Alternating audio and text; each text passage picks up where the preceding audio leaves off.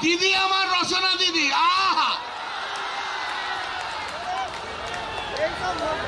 अरे दीदी नंबर नहीं है ये ऐसा दीदी कभी नहीं मिला दीदी तुम्हारा मुर्दाबाद दीदी तुम्हारा मुर्दाबाद दीदी तुम्हारा मुर्दाबाद।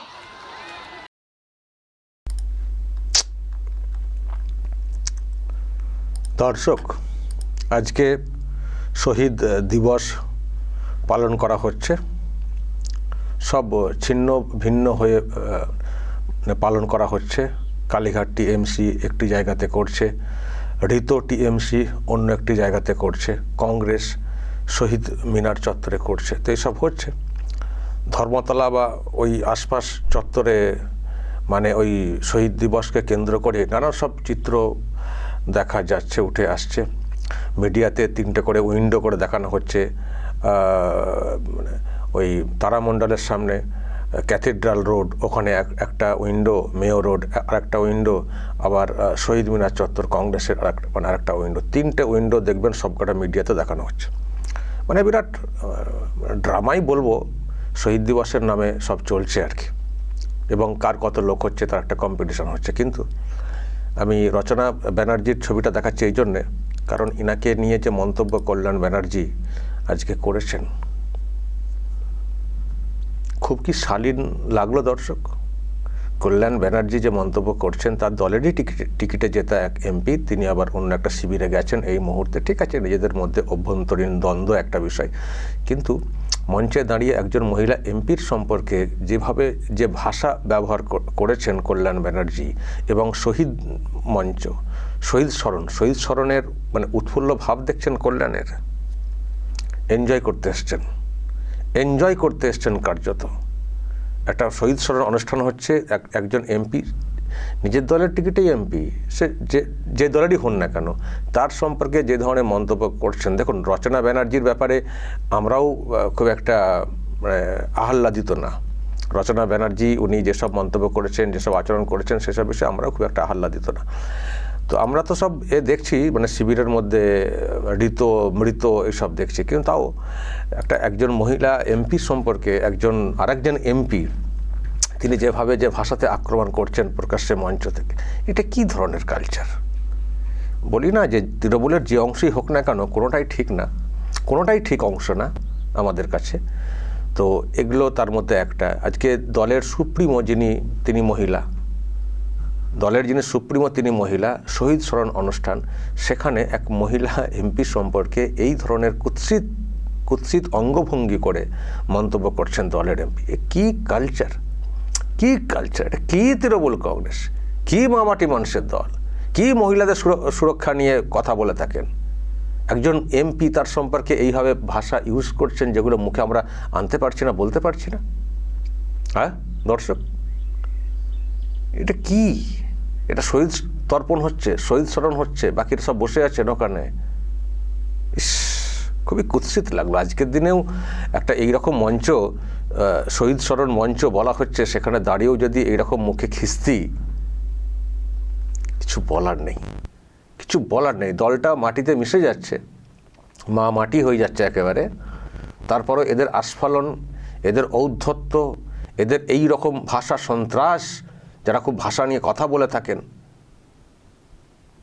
মানে এরা না ওই তরপাতে মরবে, তরপাতে মরারও একটা ভদ্রতা থাকে না, ভদ্রভাবে মারা যাওয়া। এরা তরপাতে মরবে, এই অংশটা। মানে এদের ঔদ্ধত্যের এখনো শেষ নেই।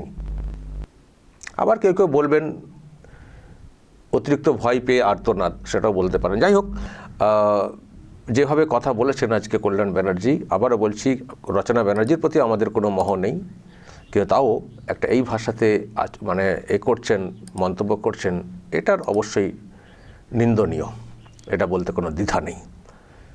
শুধু কি এটাই? দেখবেন মুখ্যমন্ত্রীকে কিভাবে ট্যাগ করে কথা বলেছেন, শুনবেন।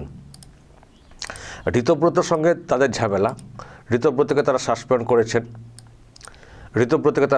করেছেন, সেটা তাদের হতেই পারে, তাদের কিন্তু সেখানে মুখ্যমন্ত্রীকে কীভাবে ট্যাগ করে উনি মন্তব্য করেছেন একটু শুনবেন, দেখুন।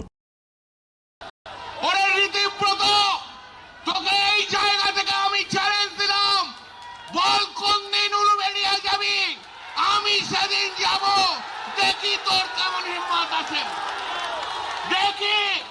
দেখি তোর বাবা শুভেন্দু অধিকারী কতগুলো পুলিশ নিয়ে, কতগুলো কর্মী নিয়ে ওই হাওড়া জেলার উলুবেড়িয়ায় যেতে পারে, আমি দেখব হিম্মত আছে। দেখি তোর বাবা শুভেন্দু অধিকারী কতগুলো পুলিশ নিয়ে, কতগুলো কর্মী নিয়ে ওই হাওড়া জেলার উলুবেড়িয়ায় যেতে পারে, আমি দেখব। মুখ্যমন্ত্রীকে ঋতব্রতর তোর বাবা বলে বলছেন। কি উদ্ধত্ত, যা খুশি বলছেন। মুখ্যমন্ত্রীর চেয়ারটার সম্মান নেই? হ্যাঁ, ঋতব্রতর সঙ্গে আপনাদের কি সমস্যা সেটা আপনাদের বিষয়। ঋতব্রতকে সাসপেন্ড করেছেন, কি করতে গেছেন সেটা আপনাদের বিষয়। এখন ওরাও বলছে তৃণমূল, আপনারাও বলছেন তৃণমূল। সেখানে মুখ্যমন্ত্রীকে টানছেন কেন? মুখ্যমন্ত্রীর সঙ্গে এইরকমভাবে কথা বাবা বলে এটা এরকম করছেন কেন? নিজের দলের লোকেদেরকে সামলাতে পারেননি, তারা অন্য শিবিরে চলে গেছেন, নিজেরা রক্ষা করতে পারেননি, কন্ট্রোল নেই, সেখানে ওই মুখ্যমন্ত্রীকে ট্যাগ করে এরকম কথা বলছেন। এই লোকটি বরাবরই অশালীন। দলের মধ্যেই দেখবেন গণ্ডগোল বেঁধে যায়। এখন মহুয়া মৈত্রের সঙ্গে এক মঞ্চে একই জায়গায় ঘোরাঘুরি করছেন, মহুয়া মৈত্রের সঙ্গেও গণ্ডগোল ছিল। চরম ঔদ্ধত্যের থাকা লোক, অনেক সময় লাথিও খান, কিন্তু নির্লজ্জ। আবার ঢুকে পড়েন কালীঘাটের টালির চালাতে। মামলা লড়ছিলেন অভিষেকের হয়ে, অভিষেক সরিয়ে দিয়েছিলেন। তখন আবার ঘোষা হয়ে গেছিল, দিদিকে বলবো হয় অভিষেক নয় আমরা, সিদ্ধান্ত নিতে হবে। আবার দেখলাম টালির চালের নিচেতে গিয়ে সব মিলমাট করে বসেছেন। আবার দেখবেন খাবেন, তখন আবার উষ্মা প্রকাশ করবেন। এই রকম নির্লজ্জের মতো একটা লোক, কোথায় কি বলতে হয় জানেন না, নিজেকে বিরাট আইনজীবী মনে করেন। জানি না কোনো কটা কেস জিতেছেন, কিন্তু তিনি এখন একটা শহীদ মঞ্চের এতে দাঁড়িয়ে কোনো মহিলা এমপিকে খিস্তি করছেন, বা মুখ্যমন্ত্রীকে ওইরকমভাবে ট্যাগ করে কুৎসিত আচরণ করছেন। এটা শুধু ঋতব্রতকে অসম্মান ব্যাপারটা হচ্ছে না, মুখ্যমন্ত্রী তোর বাবা শুভেন্দু বলে যে কথাটা বলেছেন, এটা অত্যন্ত নক্কারজনক। কারণ রাজ্যের ওই রকম চেয়ারে বসা একজনকে উনি ট্যাগ করে কথা বলছেন, ফলে এসবের কিন্তু ক্ষমা হয় না। ওনাদের আজকের এখন কম্পিটিশন চলছে, কার সবাই কত লোক হয়েছে, কী হয়েছে না হয়েছে, আমি সে ব্যাখ্যাতে পরে আসছি কেমন হলো প্রোগ্রাম। কিন্তু কল্যাণ ব্যানার্জি যে ধরনের আচরণ করেছেন আজকের এই প্রোগ্রামে দাঁড়িয়ে, অত্যন্ত নিন্দাজনক। এটা বলার কিন্তু কোনো অপেক্ষা রাখে না। দর্শক বলবেন যদি আপনাদের এই নিয়ে আরও কিছু বলার থাকে, যা বলার বলবেন এবং নজর রাখবেন আরামবাগ টিভিতে।